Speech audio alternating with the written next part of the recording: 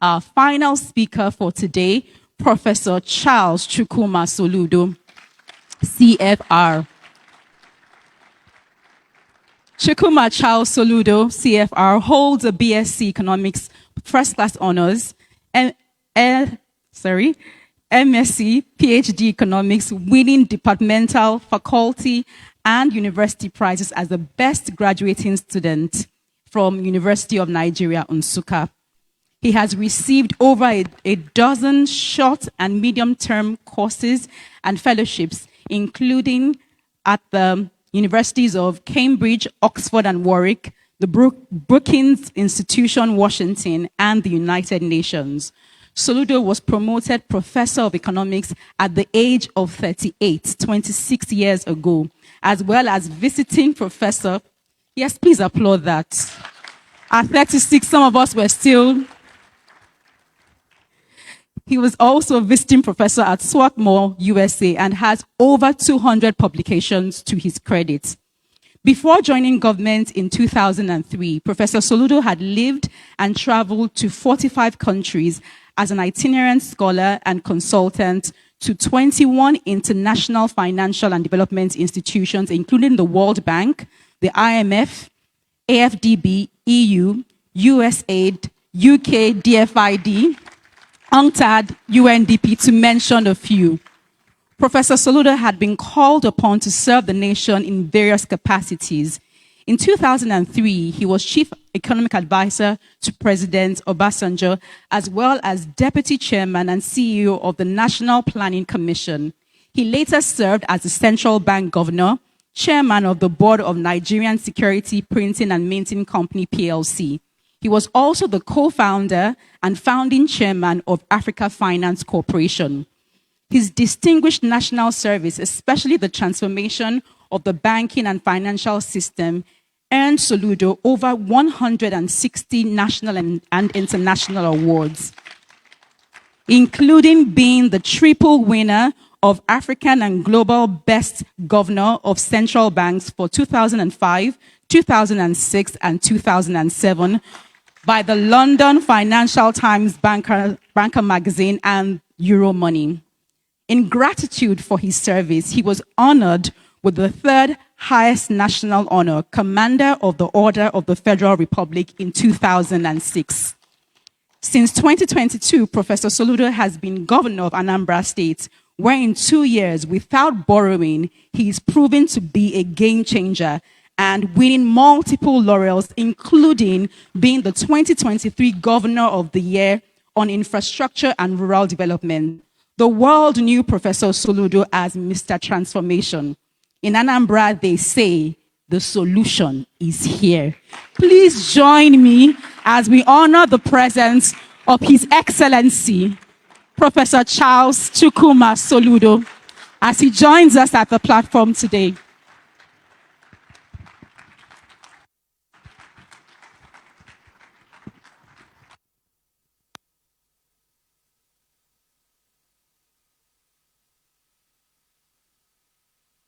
Thank you very much. Please be seated. Your Excellencies, the Speaker, former Governor, my Lord Bishop, if I err here, I will confess afterwards. It's really a great pleasure to be here, distinguished ladies and gentlemen. I think after listening to the erudite scholars and statesmen a few minutes ago, in the last 2 hours or so, I don't really know what else to say or why I am here. I am supposed to be the one in government. As I looked around, I'm looking forward to finishing here and going back to my senior brother in this business, Governor Fashola, from whom I've been taking some useful notes. I will come back for my tutorials. I thought I was just coming here to just take notes and go away. But here I am, and as I was scribbling, just like Dogara, the notes yesterday, I told Pastor that last night when I came in, I was still busy even till a few minutes before coming here. They got to print it out for me, that I was still scribbling, and that I was going to stick to the script. So I don't see any headlines, Soludo said. So I will be able, even though it's still a zero draft, I can circulate it that way, at least quote what I have said. So I want to say, join all of you in saying Happy Democracy Day. Whatever, however it is and whatever, we'll still say, in all things, give thanks to God. So, and I commend Pastor Boju Yamade and the convener of this platform. You're really doing a very immense historic civic duty to Nigeria by having this platform. I'm happy to be here again after 5 years. And I would, in my remarks, which is written because I have limited time, I will just skip quite a few of areas because a lot of them have been covered. But just as I listen to all of this, and that's why I have the theme for this, 25 years uninterrupted democracy, 64 years of independence in October. In 2005, I delivered the Democracy Day lecture organized by the federal government of Nigeria. And the title then was The Political Economy of Sustainable Democracy in Nigeria. And today, 20 years on, I am here on another Democracy Day lecture to discuss democracy and free markets. And as I perused through that lecture, I came with it at the aircraft as I was coming in yesterday. I was perusing through that lecture I gave 20 years ago. I was really saddened by the fact that the key theses and recommendations of that lecture are even more relevant and urgent today. Over those past 20 years, in my view, we have made so much efforts, but still largely going in circles as a nation. In the brief remarks that I will make, I will argue that, yes, I've had all the arguments about democracy, free markets, whether there is, it's a spectrum. It's all work in progress everywhere in the world.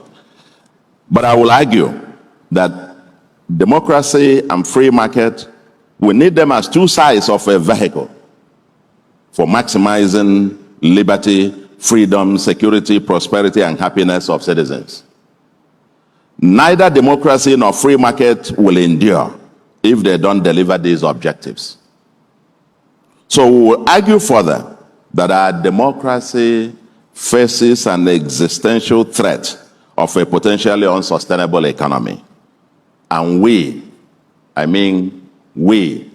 Nigerians, must brace up to save and sustain it. But before I even go much further, I need to put a little disclaimer. I have to remind myself that I am here as a serving state governor, and therefore part of the governing elite. We are the ones who are, especially at a time when governors have become the easy scapegoats for everything wrong in Nigeria. I will then, by association, also take responsibility. It's not a good time to be a governor in Nigeria. I know that many of us actually who love this country to death, working day, having sleepless nights, trying to fix it within the perimeters of the boundaries permissible by the structure and the system and resources available to us. But here not to offer excuses or defense. Besides, I'm not here also to offer a treatise on what we must do to get Nigeria going. I think after listening to all the presentations, we'll just carry all of them and then send it there. I have access to them there. And, sometimes I have to remind them myself that I am part of them, that they have to tell. Say, okay, let's go and tell them. And they have to tell you again, but you are part of them. So being part of them, I have to be measured in what I can say publicly in terms of advise. You don't advise. I won't advise on the podium. I don't have that liberty anymore because I have access to share my thoughts in-house. So, and I'm calling on, doing my citizen duty to call on all of us as citizens to rise up to the occasion, because the challenges we face are obviously too big to be left to politicians alone. And I think that was your point about participation. We all have the responsibility. I have a section here that deals with the relationship between democracy and free economy and all of that. I won't waste your time on all of those and so on. But just to make the point that at the end of the day, they're all spectrum, whether democracy, free markets, there's none. There's no place in the world where you have any of the extremes, the textbook extremes. We are somewhere in the spectrum. But I want to share with you a thought about the correlation between democracy, the sustainability of democracy, and the economic conditions of a society. And I want you to pay attention to this. I am quoting a 1996 study published in the Journal of Democracy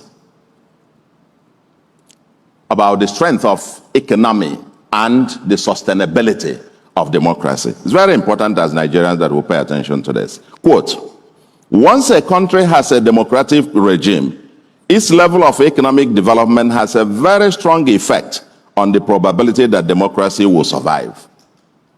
Democracy can be expected to last an average of about 8.5 years in a country with per capita income under $1,000 per annum. 16 years in one with income between $1,000 and $2,000. 33 years between $2,000 and $4,000, and 100 years between $4,000 and $6,000. Above 6,000, democracies are impregnable and can be expected to live forever. And it asserts that no democratic system has fallen in a country where per capita income exceeds $6,055. End of quote.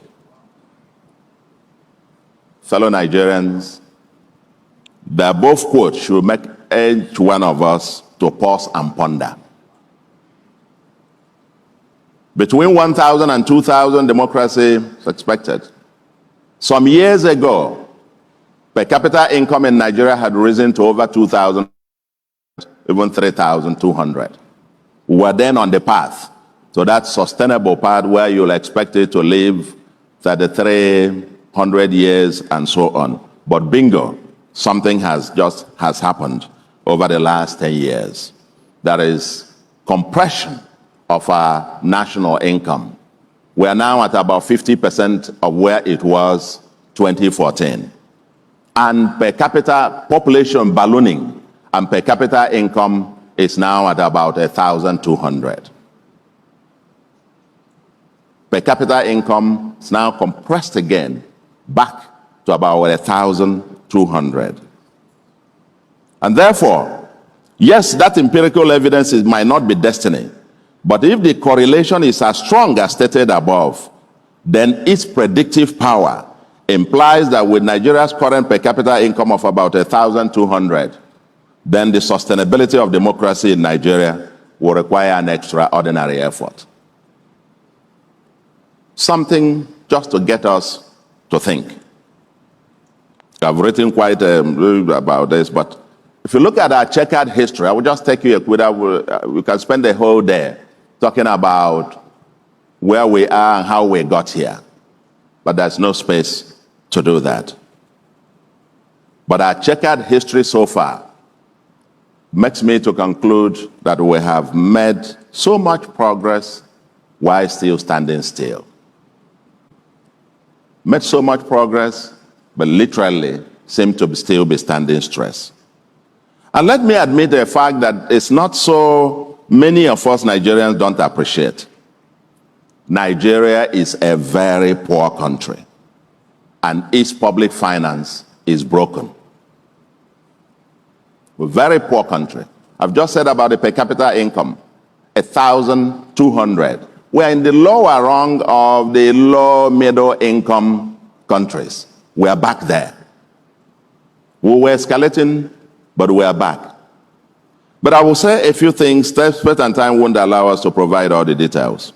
For over the last 50 years, especially since the first oil boom, when this country, we have much of our economic management has been responding to the volatility in the oil sector. If at any point we can artificially keep the exchange rate, as low as we want, we can fix it to 1 naira to $1 artificially today, and bingo, you'll be the richest economy in the world in dollar terms. But does that make any sense?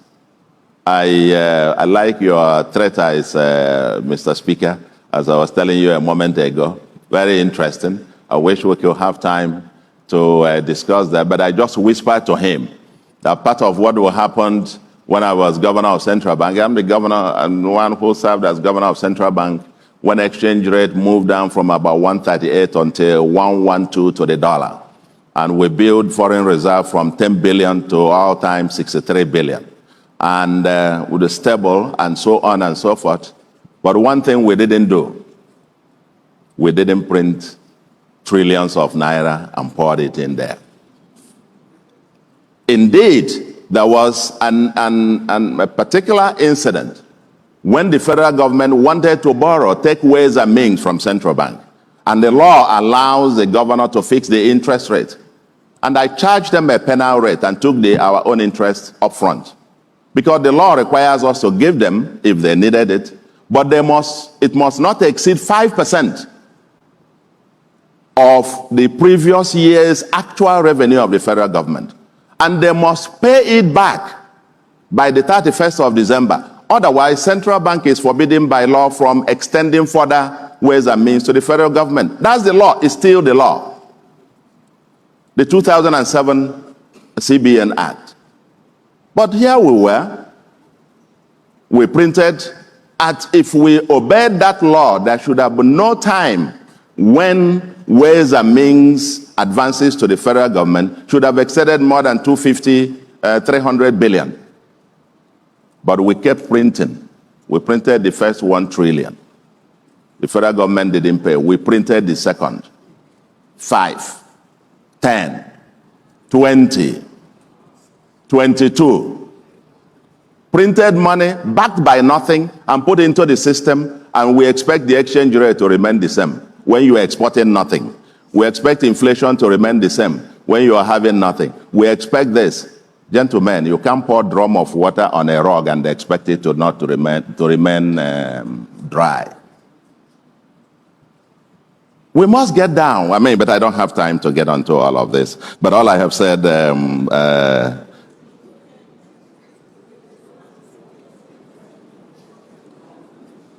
but let me say this. For me personally, and this kind of platform, I remember in the run-up to 2015 presidential election, I wrote a piece entitled Buhari versus Jonathan, Beyond the Elections. It made generated quite a lot of noise. I think I will now restrain from writing these things in the run-up to presidential elections. Now, but one of the things I said there was that any of them that won that presidential election, it was going to be a Pyrrhic victory. Because I warned that the public finance was broken and that the economy was latently and structurally in avoidable crisis.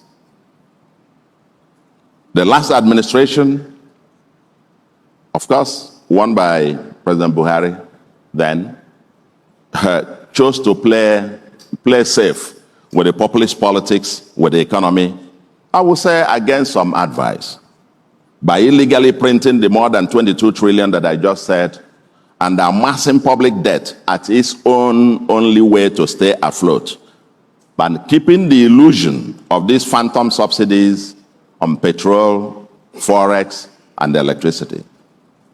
Now the chicken has come home to roost, and Nigeria is paying the very high cost of delayed adjustment with escalating inflation, unsustainable debt service payments, depreciating exchange rate, rising interest rates and poverty and unemployment, a largely insolvent public finance, and compressed GDP in dollar terms.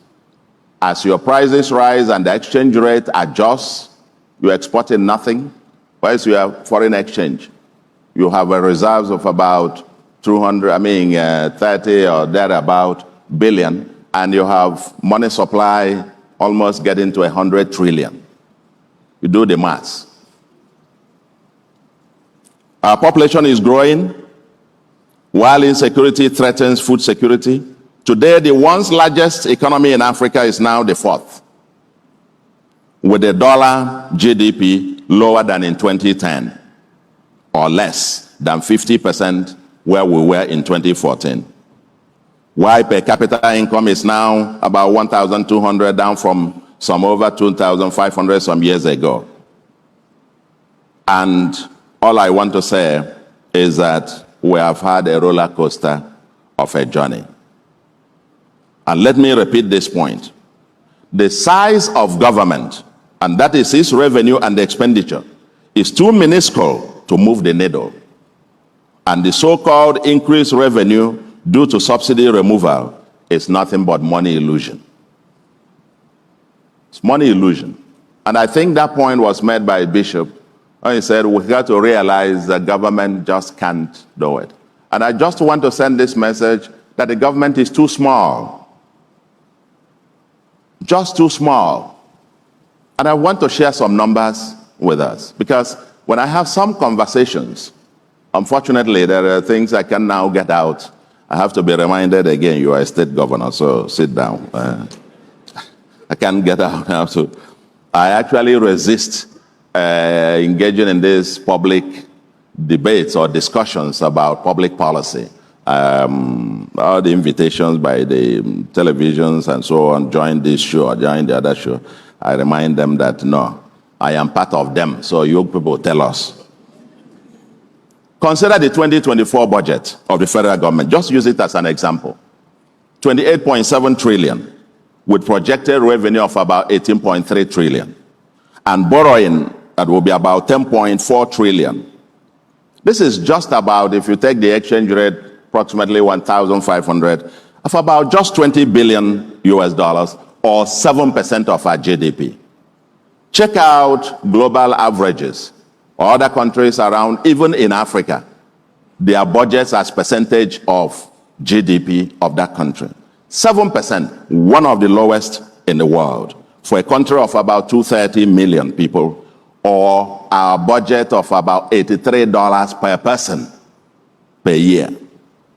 Approximately $6.9 per Nigerian per month. Compared to Kenya's 2024 budget of about 31 billion, ours is about 20 for 230 million people. Kenya's is about 31 billion for 54 million people. Kenya, I'm not talking about US, so don't give all this. Kenya, or about $574 per person. Even this 28.7 trillion is largely unrealistic, as it will take a miracle to realize the projected 18.3 trillion if current trends persist. If current trends, my estimate is that they'll probably at best get 17 trillion. And from where will it borrow for 10.4 trillion with the current state of the money and capital markets? Even at that, the understated debt and non-debt recurrent expenditure totals about 18.1 trillion, meaning that at best, the federal government will still borrow to fund recurrent expenditure. At best, it will still have to borrow some money, even if it spends zero on capital. And I will tell you, that best estimate of mine, if current trends, unless something magical happens with the revenue profile, that 17 trillion will amount to 6,000 160 naira per Nigerian per month. That is, even if it were to bring all its revenue with the quantum this, the so-called revenue that boom, and put it on the table and share it to all Nigerians, everybody will get 6,160 per month. But it is from this 6,160 per person per month that it will have to pay the about 8.25 trillion as debt service. It will have to do the recurrent, including salaries, of about 9.92 trillion. My dear brothers,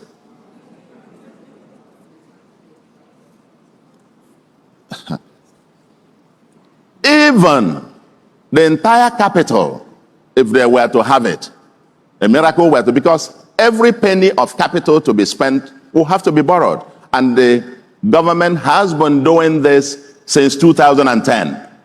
Since 2010, the recurrent, the debt service and non-debt service recurrent expenditure of the federal government combined have consistently exceeded the current revenue, meaning that every penny is spent on building 1 square inch of road or whatever capital was borrowed for the past 14 years or so. We need to understand where we are. Even if it were to get the entire capital to spend, it's barely 2% of GDP. And I want to say that to move this economy at the pace that we expect it to move, the consolidated public sector capital spending, consolidated public sector, I mean states and federal government combined, should be between maybe 10 to 15% of GDP. Currently, both of them combined, it's less than 5% of GDP. And this to be borrowed. So, some of us, I can see some people shaking their head there. I don't mean to make you depress you. But even look at the quantum, because everybody I hear it always, oh, they remove subsidy and the government is getting revenue and so on. And it's just nothing but money illusion. Money is what money can buy. As governor of Central Bank, I saw the exchange rate, like I said, at about 138, and I saw it coming down. At a point, it was 118 before it even got down to 112 at some point. At the time that it was 118, I know a state that was receiving about 5 billion per month, average, from FAC. That 5 billion then was an equivalent of $42.4 million every month. Then cement was costing a few hundred naira, and diesel was less than 100 naira a liter. Today, that $42.4 million will be equivalent of about 63.5 billion.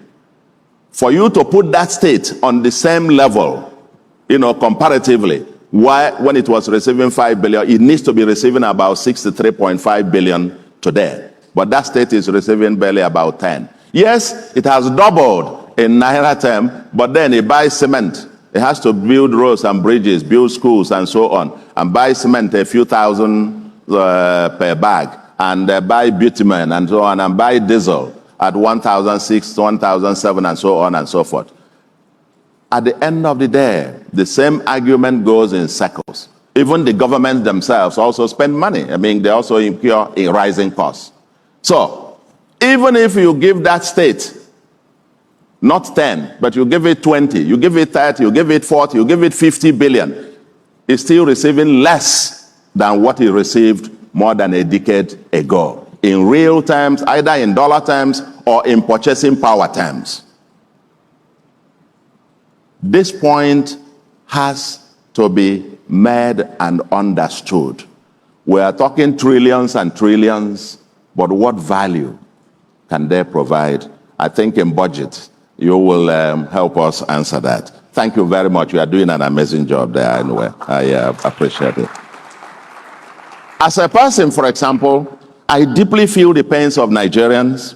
at these challenging times, especially the over 100 million Nigerians who are multidimensionally poor. Times are hard.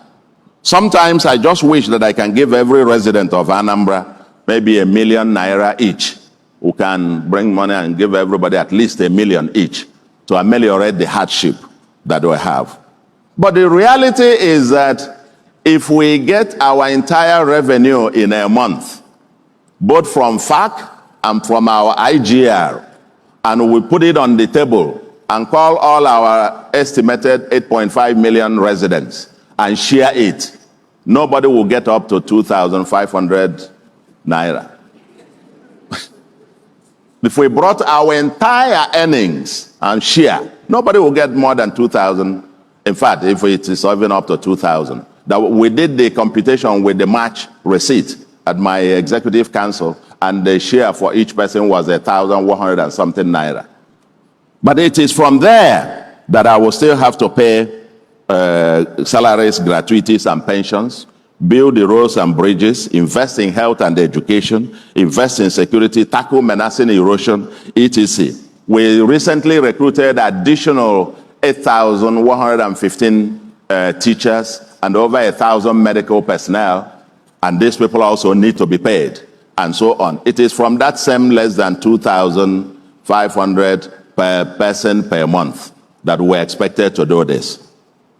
So, in summary, my dear brothers and sisters, Nigeria faces stringent fiscal quagmire and even technical solvency challenges. Tax revenue is one of the lowest in the world. Debt has spiked to a level that leaves little headroom for more borrowing, albeit at very high cost. Yet the needs of the citizens keep increasing in geometric proportions by the day. At the extreme, the federal government, for example, can resort to the easy way out by printing more money. Yes, it's very easy. If we want everybody to be paid 1 million, it's easy. Central bank credit everybody's account with 1 million. But then after 1 week or two, a bottle of Coke might be costing 1 million naira.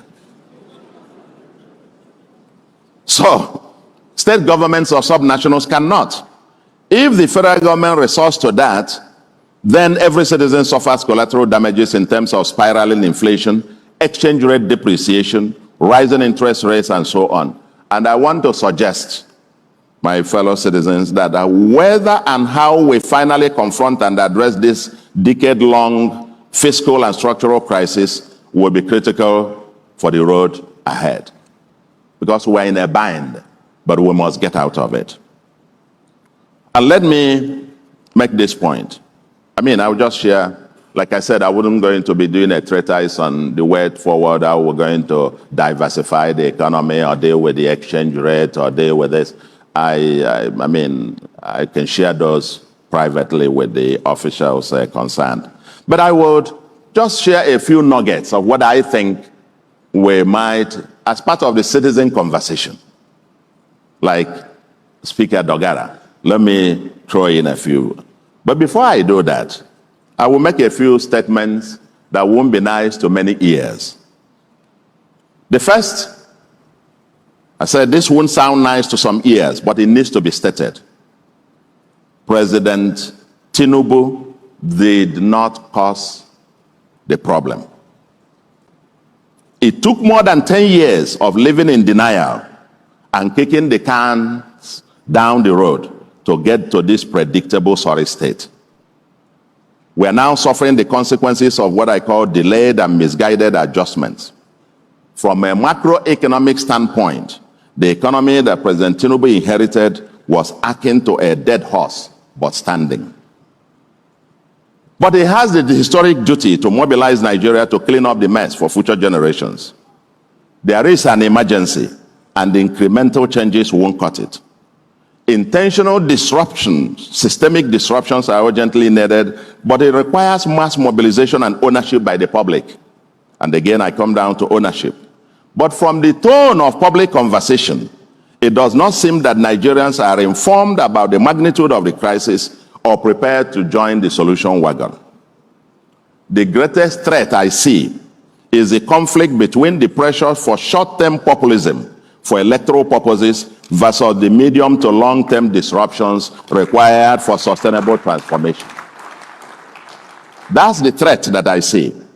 It is the conflict between pressures to be a good politician, to win elections, versus the demands for statesmanship for the next generations. And that's why sometimes these conversations about single term might begin to make some sense. So that you fix it. Whether you say 4 years or 5 years or 6 years or 7 years single. So you come, you are not thinking about the next election. Once you finish getting into this, I faced that out there in my state. You want to get on, they say, no, wait, you have an election. I said, no, let's get it. If we get there, if we lose, we lose. But we got to get it done today. When are we ever going to stop facing election? No, I think, and to be honest, the foundation for this house is cracked deeply. And the options for papering over the cracks are very few. In my 2005 democracy lecture, I argued, quote, that we now need 3 things to happen. Get the economics, the politics, and the law/institutions right, and then trust in God to give us the right people and the courage to implement the agenda. End of quote. That's what I said in 2005. And I elaborated on them. I was governor of Central Bank then, and I delivered that democracy lecture. It was aired live. The president was sitting next to me, and it's so saddening to me that many of the things, almost everything we said there, still very relevant. We won't get into this. But I want to say that fixing the systemic insecurity, the broken public finance and the economy, broken oil and gas sector, the infrastructure and environmental decay, the rising social tensions, and restoring hope and confidence of the citizens will require us to try several roads not traveled. Thinking and acting without any box at all. This one is not outside of inside. It will be traveling without any box. But I believe that President Tinubu, the man who fought the federal government of Nigeria to a standstill over the power of Lagos State to design the local government system of his choice. And I say the person sitting here, he was, I think he knows 1 or 2 things about what they did. Championed the fundamentals of true federalism, especially when we were there 2003 to 2007, and tamed the Atlantic, has the knowledge and courage to mobilize Nigeria to cross over the current crossroads. There are no easy or quick fixes, and he needs our collective support. And literally every sector requires a declaration of an emergency. We need working groups on security, on economy, oil and gas and natural resources, food security, etc. But there are 2 others I will just make a few statements about here that will shape the future. Number 1 of them is the devolution and building the foundations of a competitive and workable federation. And the second is a social contract with citizens to give everyone a stake in the future of Nigeria. And let me just on this too. On devolving and building the foundations of a federation, ladies and gentlemen, we've just gone back to our national anthem, old one. It might just be a pointer that our future is in our past. That our future is in our past. This is a country that celebrates its past and not our future. So, the road to that future might actually be in our past. Our founding fathers negotiated competitive federalism as the appropriate framework for Nigeria. And since the military incursion, we have tried hard to develop with a unitary federalism and still moving in circles. It is an oxymoron to repeat the same thing and expect a different result. At my last appearance at this platform, I argued that Nigeria, quote, can't build a 100-story building on the foundation of a rickety bungalow. End of quote. For years now, discussions around restructuring, devolution through federalism have refused to go away. Almost all the socio-political groups, Afenifera, Ohaneze Ndị Igbo, Pandev, Middle Belt Forum, agree that there is no sustainable future without addressing the issue of Nigeria's structure. The Patriots recently reaffirmed the same stand. The APC, in its 2015 manifesto, identified the obtuse and inefficient Abuja as a constraint and promised to, quote, restructure Nigeria. Consequently, the same APC set up a committee on restructuring with far-reaching proposals on fiscal federalism, state police, and they even proposed the scrapping of local government system from the Constitution. Since, according to the APC, no federation has 3 federating units. Funny enough, more recently, some people are arguing for autonomy of local government, including some APC persons, which will take Nigeria back many decades from what a true federation is about. There is no federal government, no federal system in the world where you have 3 federating units, where the counties in America where we copied this, or their local government go to the center to go and collect money directly, and so on and so forth. Each state must have the power to design the kind of local government system that it wants. That's what true federalism is all about. We have tried to transform Nigeria from Abuja and it has not worked. Let us try the radical devolution of powers and resources to the base and promote cooperative competition and see how far we go. We need to tinker with the fiscal powers of the federal and state governments, devolve much of the responsibilities under the exclusive list to the states, and at about 60 to 65% of the revenue to the states, of course, with each deciding on the appropriate local system to adopt. Why not consolidate the National Assembly into one with no more than 5 representatives per state? We don't need, in my view, we don't need a National Assembly costing over 300 billion a year now for this year thing to maintain. We don't need it. But what is delaying action?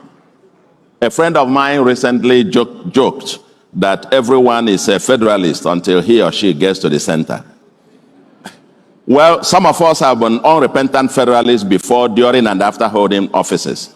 And I just talked about my 2005 Democracy Day lecture, where I espoused and still believe that Nigeria now has an opportunity with APC, which espoused federalism in its constitution. Just my own political party, the All Progressive Grand Alliance, talked about true federalism, controlling both the federal government and most of the other states. Truth be told, the road to a new and sustainable Nigeria begins with bold and historic actions on building this competitive and compassionate federal system. Otherwise, we will continue to move in circles. Second bit I say, and I close, the big tent and inclusive social agenda. This must be akin to the combination of American New Deal by President Franklin Roosevelt, 1933 to 38, or the Great Society programs of President Lyndon Johnson, 1965 to 67, and the European Recovery Plan, or what is popularly called the Marshall Plan, after the World War II. This will require a fundamental reordering of national priorities to invest massively in the social programs, especially health, education, and social protections, as well as infrastructure to give everyone a stake in the national cake, thereby securing the future. Chapter 2, that's the point that Bishop Kuka made. Chapter 2 of the Nigerian Constitution on the Directive Principles of State Policy provides a template. It is time to seriously work out a national agenda to make that Chapter 2 of the Constitution justiciable of sort. I am an Awoist and a true progressive on this front. In Anambra, for example, our truly free education has raised school enrollment by about 18.7%, and out of school children, now the lowest in Nigeria, out of the 36 states plus FCT. Our free antenatal and free delivery services, including free CS operations for pregnant women in all government health facilities, has seen more than 60,000 beneficiaries with near zero mortality. So, if there was one thing that the military regime spent the oil boom money in the early 70s and 80s well, it was investment in qualitative education, and many of us were beneficiaries. For that roadside pepper seller or hawker, even if we can't do anything to improve her condition, we must ensure that her children don't end up like her. We must have that social agenda. That's what my party espouses. We'll build all the bridges, we'll build all the roads, we'll build the infrastructure. They say we're building the quality that our state hasn't seen before, and even completing more than 10 kilometers every month. Yes, we can have all of those and build all of those. But if we don't invest in the human beings, that's the bridge to the future. And this democracy will not survive unless we have sufficient people with sufficient stake in its survival. So, for me, that's how we build the big tent for everyone and a truly inclusive society. It is the greatest way to break the dynasties of poverty and inequality and groom future stakeholders in the Nigerian project. Without this, soon the rich won't be able to sleep or walk the streets because the poor and the excluded are hungry and angry. The resources we generate from the emergency turnaround in oil and gas sector, as well as more tax revenues, must be reinvested in the people and the infrastructure as the road to the future. And then I think about the social re-engineering. Fellow Nigerians, I think part of the challenge we have, and I will say this, is that as leaders, I don't think we're talking straight with Nigerians. I think like a family with broken finance, the father shouldn't continue to pretend I'm the big guy and all of that, and bring it clean. Father, mother, bring these children, they are now adults. Instead of one going back to school and writing you, they need 300,000. The other one writing you need 400,000. Yes, all their needs are justified. But your combined salary is maybe 200,000. Call them to a meeting, put it on the table. Let's have a conversation. We have not been able, I think we need to come clean to Nigerians, but we need a bigger agenda. And that is a lifestyle embodied and exhibited by those of us in public authorities must also reflect the conditions of the time. And that is why I propose reinventing MAMSA and the new code of conduct for public officers. Let's come clean and straight with Nigerians. Nigeria is very poor and broke. But the lifestyle of governments and government officials don't show it, especially with the obscene flamboyance in public display. A time of socio-economic strife is not a good time to be in public office. The poor are hungry and impatient, and let's not annoy them more with our insensitivity. For the federal government, the actual projected revenue comes to about 6,160 per Nigerian per month. For the states, except Lagos, for Lagos and a few states, most states have revenues amounting to less than 3,000 naira per resident per month. It is from these paltry shares per citizen that we're expected to provide all the infrastructure, debt service, pay salaries and pensions, build schools, provide everything and so on. Thus, for each of our wasteful spending, let's be conscious about the fact how many citizens' share we are squandering. Once we lose this consciousness about the public trust we bear, the society dies irredeemably. We are not expecting our public officials to be sent or are there sent anywhere in the world. But it suffices for us never to lose empathy for the poor and always conscious of the resources, that the resources entrusted with us is their money, not ours. Just that sensitivity is an important beginning, and we must be seen to embody the change that we preach. A new code of conduct is required for public officials. Some signaling is required, and perhaps government officials should maybe, and there are many ways we can signal this. Maybe we should mandatorily go back to the equivalent of secure the equivalent of the Peugeot 504 of the Morotala Mohammed days. Yes, in this case, I agree with my one of Reverend Fathers, Reverend Father Mbaka. When I just read a few days, he was saying that public officials should also, elected governors and so on, should also earn minimum salary, minimum wage. I agree that we should be paid that so we can feel that as well. In Anambra, I have not received a kobo salary since I assumed office. I've donated my salary to the state. Just is symbolic. It's not much. The salary of the governor is 673,000. When I came and they showed it to me, I said, this is my salary. The system is in denial, actually. That's my salary. I said, yes. But the tax I paid to the state the previous year, if you annualize what I'm to be paid as governor, what I paid to the state as tax the previous year was more than twice the amount they're now going to pay me as salary. I said, now keep your money. We can do without it. I think generally the system is in denial. But there must be some signaling. It's just the symbolism of this. We need to reinvent something akin to the mass mobilization for self-reliance, social justice, and economic recovery, MAMSA, of the Babangida days, and a new code of conduct for public officials. Both government officials and other citizens need to be constantly reminded of our respective sacred citizen civic duties and obligations, as well as the accountability requirements. We need to break the transactional bargain between politicians and voters that has become a debilitating circus. We all complain about corruption, but clap and bless the same public officials when they make public display of the process of corruption. Why the one who does not do so is considered, quote, wicked, or not generous, or even useless.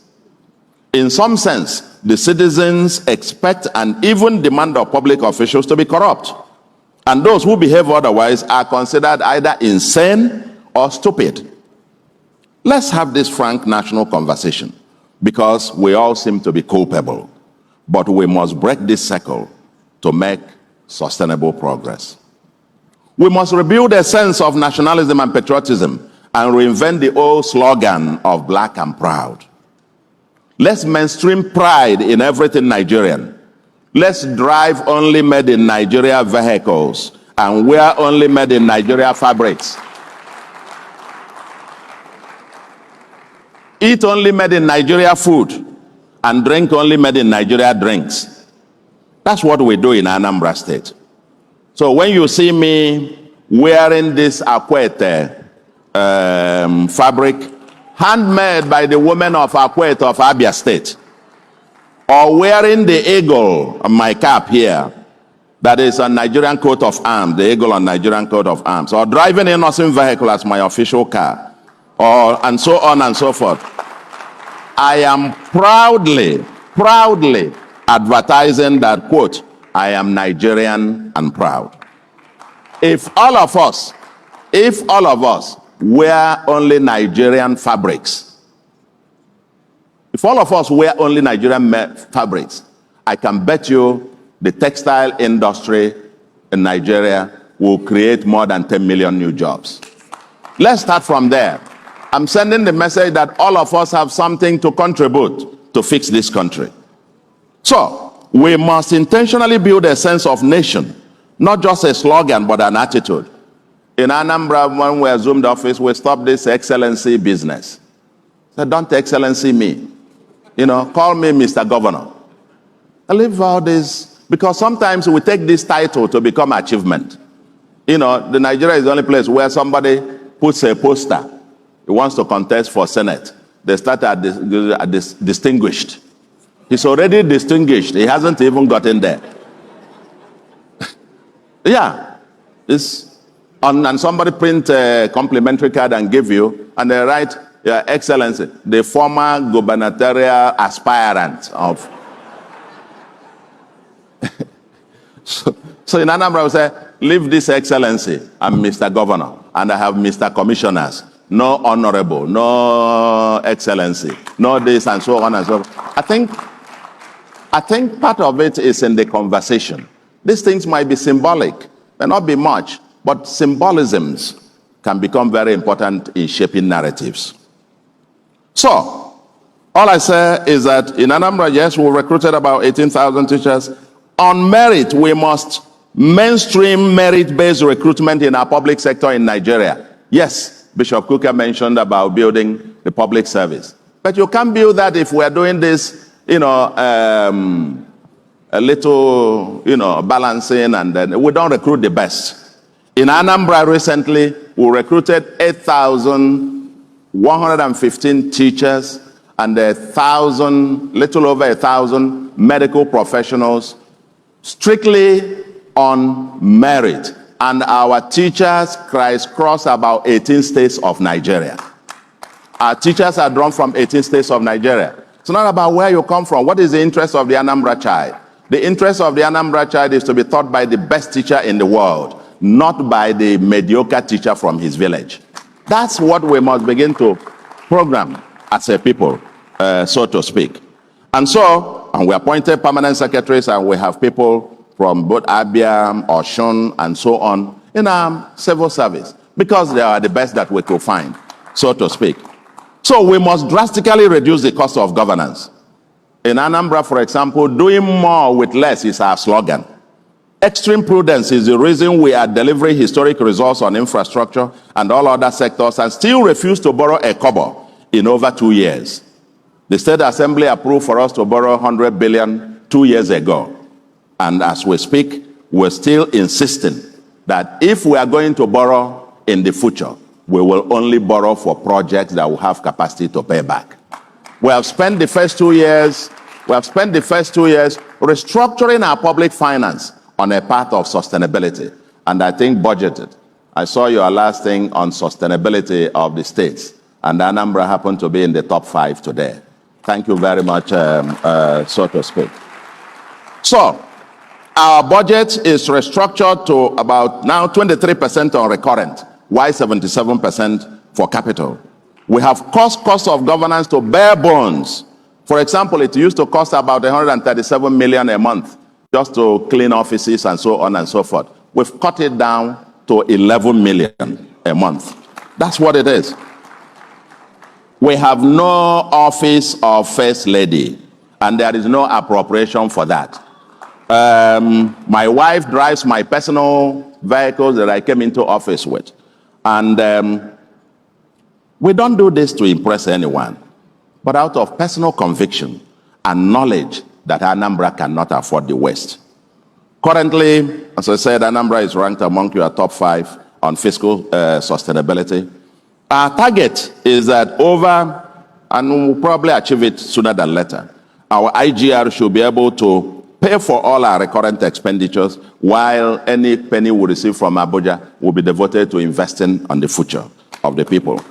In sum, we must reorder our priorities if we must maximize values for our people, given again the point I made before that the resources are very little, very little. We must cut the fat, cut them off. So if somebody comes to me and says, give us appointment. Man, to be appointment for what? Give me SA or SSA. And I say, what will you be doing? What will you be doing for Anambra people? If I give you SA, you say, no, anything. And I say, no. If I appoint you SA or SSA and there is nothing, no desk, no value that you'll be producing. If I call 20 Keke Napep drivers and put them in front of you and tell them and ask you to tell them what you will be doing for Anambra, such that at the end of the month they will contribute all that they pay as their own payment will be used to pay to you as SA.